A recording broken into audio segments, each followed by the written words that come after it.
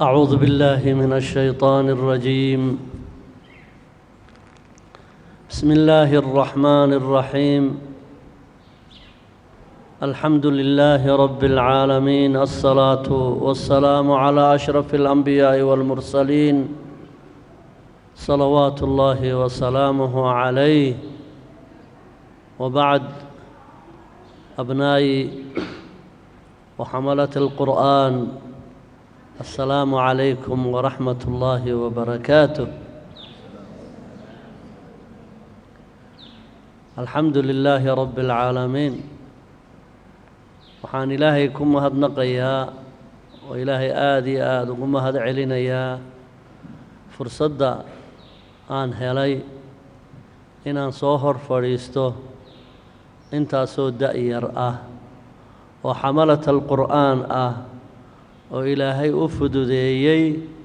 in qalbigooda qur'aanku uu galo oo laabtooda ilaahay uu ku xifdiyo kitaabka ilaahay. waxaan dhab u yaqiinsanahay da'da aad tihiin markaan eego ballanqaadka ilaahay subxaanahu wa tacaala uu bixiyey oo ah in qur'aanka aan dhib iyo culays badan lagala kulmaynin xifdigiisa, ee la raadinaya un cid niyad u haysa oo u soo jeeda haddii la helo qur'aanku wuu xasilaa, quluubta qofka u soo jeediyana wuu ku xasilaa, bidaliili qowlihi tabaaraka wa tacaala qur'aana lidikri fahal min mudakir. ilaahay wuu fududeeyey in qur'aanka kariimka la xifdiyo oo dusha laga qabto, oo haddii alla yidhaahdo qofka bini aadmiga isagoo yar oon xataa macnihiisa garanayn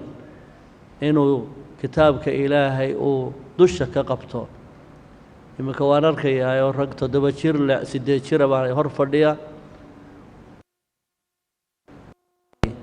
intii ka dhinnayd muddo bil ah gudaheed inay ku khatimaan. 15 jis baa haysaan, 15 jisa idin hadhay baa waxaa lagu dadaalayaa in bil gudaheed bisha ramadaan inaad xifdidaan. waxaa isku soo beegmay kulankiinna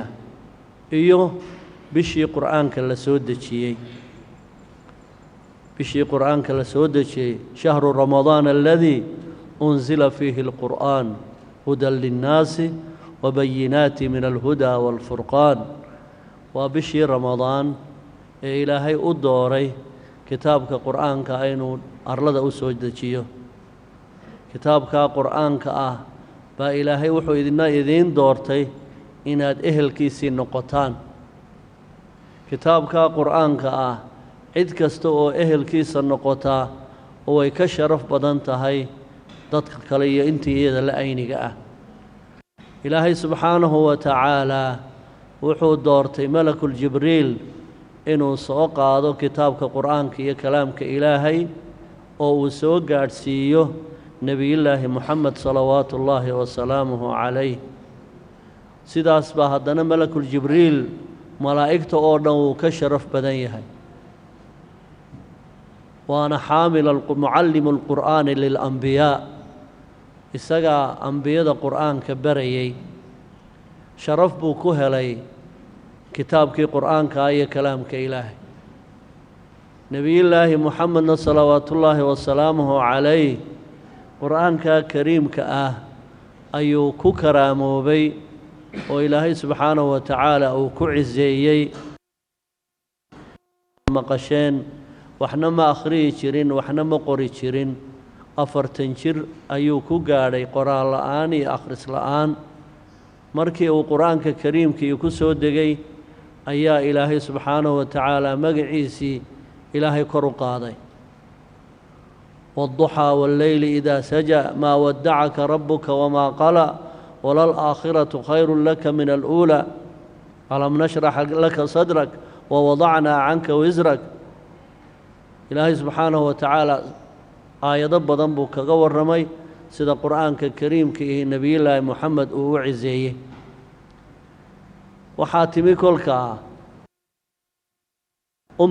waxay sharaf ku leedahay waa kitaabka qur'aanka ah. kuntum khayra ummatin أخرجت للناس تأمرون بالمعروف وتنهون عن المنكر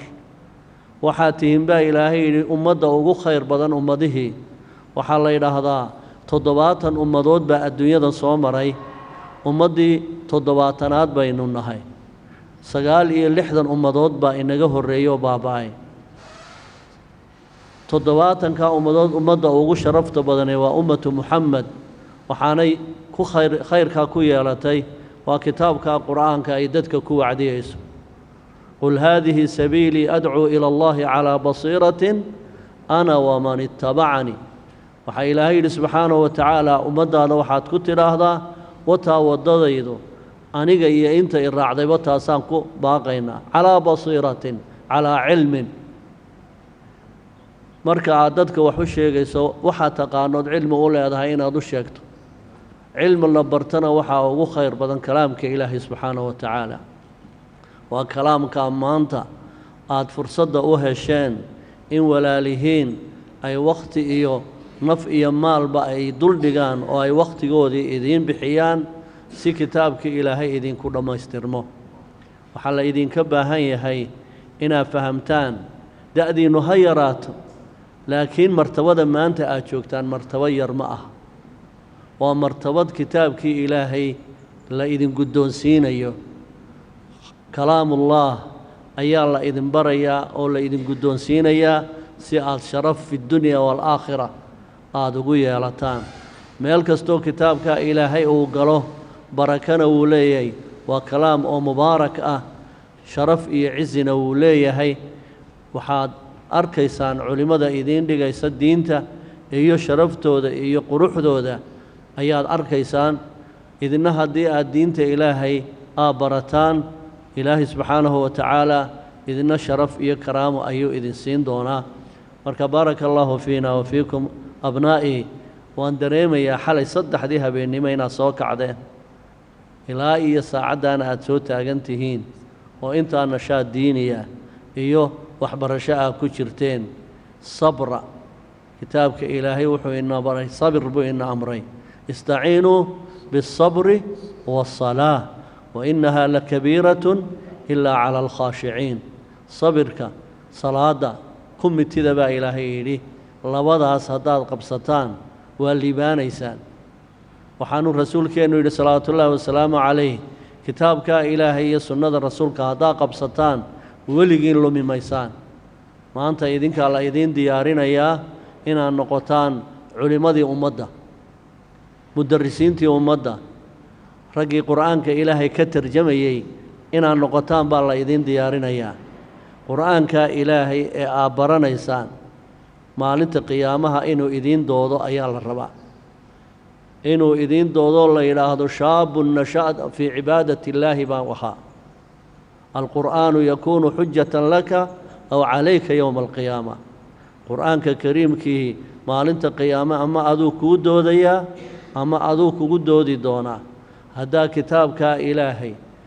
دأيرتي إذنكو آل دأدا هيدين إلهي إذن كدورتي كتاب كا إلهي فرصده هشان إذنكو قبل لك للدوان كيمي إنا هلكا إسكو برتان وكتاب كا إلهي كبرتان oo culimo cusub ah ku barataan haddii aad dayacdaan fursadda waad casilmaysaan macnaha waxaan uga jeedaa sharafta Ilaahay idinka qaadaya ruuxa maxaan ku idhaa sarkaalka ee askariga ah haddii uu qaldamo waxaa laga rifaa darajooyinka maanta waxaad haysataan darajadii ugu sarreysay haddaad darajadaa ku qaldantaan Ilaahay darajada wuu idinka rifi doonaa haddii aad darajada adkaysataanna Ilaahay kor buu idin qaadi doonaa ku bishaaraysta da'da aad tihiin markaan eego qur'aankii Ilaahayna 15 jis oo hore ah haysaan fursadna aa u hesheen bil gudaheed inaad 15 jis ku xifdidaan inuu qur'aanku idinka markhaati kici doono inaad tihiin shaabun nasha'a fii cibaadati illaah wiil da'yar ama ruux da'yar oo ku barbaaray Ilaahay kitaabkiisa iyo qur'aankiisa iyo diinta ruux ku barbaaray inaad tihiin baan anana ka markhaati kacaynaa ummadduna ay ka markhaati kici doontaa kitaabka Ilaahayna waa idin markhaati furaya annagu waxaanu nahay markhaatigii arlada Ilaahay keenay antum shuhadaa'ullaahi fii ardi waxaan ka markhaati kacaynaa inaad u soo xarayseen oo u soo hijrooteen oo naftiinna iyo wakhtigeenna u soo xidheen inaad kitaabka ilaahay kor yeeshaan kitaabka ilaahay inaad kor yeeshaan inaad halkaa ugu soo xarooteen oo hurdadiinnii iyo raaxadiinnii aa u lumiseen waxaad halkaa ku gaadheen waxa weeyaan waa kitaabka ilaahay sidii aad u karaamayn lahaydeen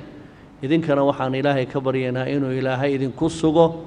oo ilaahay subxaanahu wa tacaala uu idinka dhigo hormoodka diinta niman xaafid qur'aan ahayna ummadda anfici maayo ruuxaan xaafid qur'aan ahayn ummadda ma anfacayo culimmada islaamka ee kutubta inoo qortay nin keliyahoo aan xaafid ahayn oo kutub qoro kitaabkiisu hana qaaday lama hayo inta culimo kutubtooda ee hana qaaday ee cilmigooda uu dadka anfacay waa kuwii qur'aanka kariimkaa xifdisanaa weeye weliba kuwa inta badan da'yaraan ku xifdiyey marka laga tarjamayo culimmada islaamka ee dadka anfacay waxaa la yidhaahdaa 7 jir buu qur'aanka ku xifdiyey 8 jir buu qur'aanka ku xifdiyey ka ugu weyni 10 jir buu ku xifdiyey maantana intiina ugu badani 10 jir iyo intaasaa maraysaan waa heerkii culimmadii hore ay qur'aanka kariimka ku xifdin jireen marka haddii aad qur'aanka ilaahay xifdidaan ilaahayna waa idin xifdiyaya yaa ghulaam احفظ الله يحفظك احفظ الله تجده تجاهك إذا سألت فاسأل الله وإذا استعنت فاستعن بالله ودردارا كي نبيين أوسيي عبد الله بن عباس يا غلام احفظ الله ويلي هو إلهي إلالي يحفظك إلهينا وكو إلال احفظ الله إلهي إلالي تجده تجاهك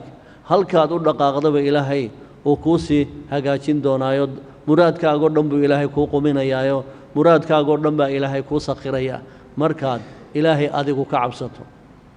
إلهي سبحانه وتعالى إلالين كاغما باهنا انتاد قوري قادتو آد إلالي صد عدو كإلالينيسا مجيرو إلهي وحبا وما قباناينو عد لا دغالميسو aynu ka celinaynaana ma jirto waxa looga jeedaa war kitaabka ilaahay ee maanta qalbigiina ku jira ilaaliya oo tusaale xun ummadda ha u noqonina oo xaafid alqur'aankiiba sidaa qaldan buu yeelay daliilyaan laga dhiganin ku dadaala inaad haddii alla yidhaahdo kitaabka ilaahay ku camal fashaan kitaabka ilaahay ee xambaarteen ku dadaala waa واجب علوس باقادين سنلقي عليك قولا ثقيلا نبي الله محمد بار ربي وحو كويري سنلقي عليك قولا ثقيلا وحانو دش هذا صارينا كلام هذا العلوس علوس او ميزاما او ان هاينا دي علينا فضيد أباهنين مركا بارك الله فيكم مسؤولية دي علماء ايا إذن كسو وريقيسا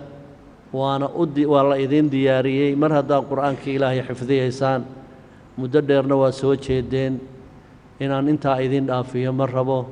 وهدي الله يرهدو آي دبستان وحان كليو بحياون إنان دعيسنو وان ولا له إن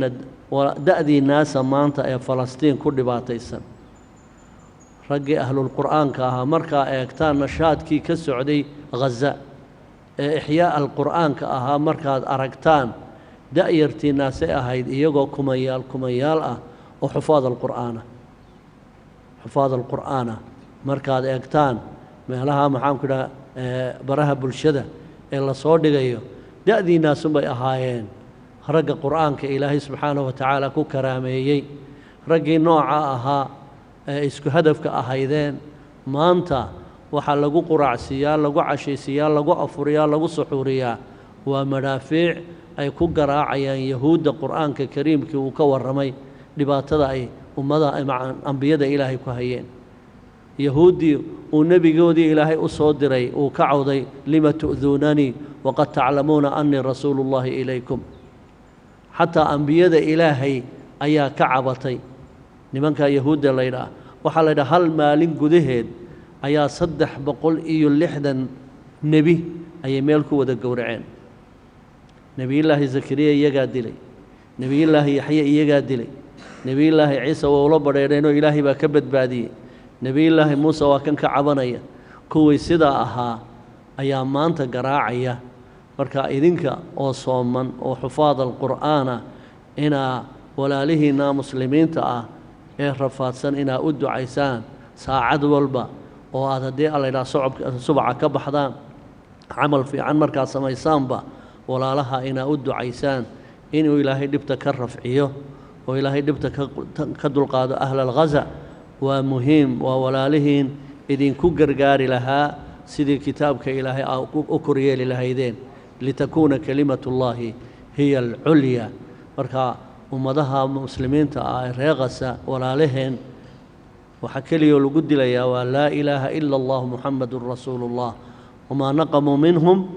ilaa an yu'minuu billaahi alcasiizi alxamiid marka u duceeya in sha allahu tacaala allahuma inaa cabiiduk wabanuu cabiidik wabanuu imaa'ik nawaasiina biyadik maadin fiina xukmuk cadlun fiina qadaa'uk نسألك بكل اسم هو لك سميت به نفسك أو أنزلته في كتابك أو علمته أحدا من خلقك أو استأثرته في علم الغيب عندك أن تجعل القرآن العظيم ربيع قلوبنا أن تجعل القرآن العظيم ربيع قلوبنا أن تجعل القرآن العظيم ربيع قلوبنا ونور صدورنا وجلاء أحزاننا وذهاب همومنا وغمومنا يا ذا الجلال والإكرام اللهم اقسم لنا من خشيتك ما تحول به بيننا وبين معاصيك